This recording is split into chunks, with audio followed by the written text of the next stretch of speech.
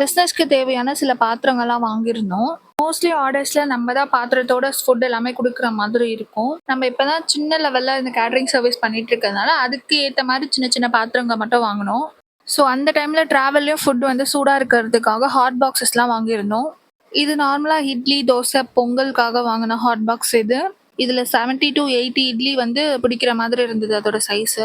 அப்புறம் ரைஸ் பாட் வாங்கியிருந்தோம். இதுவுமே வந்து ஹாட் பேக் மாதிரி தான். சம்டைம்ஸ் ஆர்டர்ல வந்து meals, vegetable pulao, vegetable rice அந்த மாதிரிலாம் வரும்ல. ஸோ அது சூடா இருக்கிறதுக்காக இது வாங்கியிருந்தோம். இதுலயே 2 வேரியன்ட் மாதிரி வாங்கியிருந்தோம். ஒண்ணு வந்து கொஞ்சம் சின்னதா இருக்கும். இன்னொன்னு வந்து கொஞ்சம் பெருசா இருக்கும். மீல்ஸ் எல்லாம் ஆர்டர் வரும்போது சின்னதா இருக்கிறதுல வந்து சாம்பார் ஏதாவது குழம்பு ஏதாவது ஊத்திட்டு, பெருசா இருக்கிறதுல வந்து ரைஸ் வச்சு எடுத்துட்டு போலாம். கேப் எல்லாமே வந்து கரெக்ட்டா ஃபிக்ஸ் ஆன மாரி தான் இருந்தது. பார்த்து தான் வாங்குனது எல்லாமே.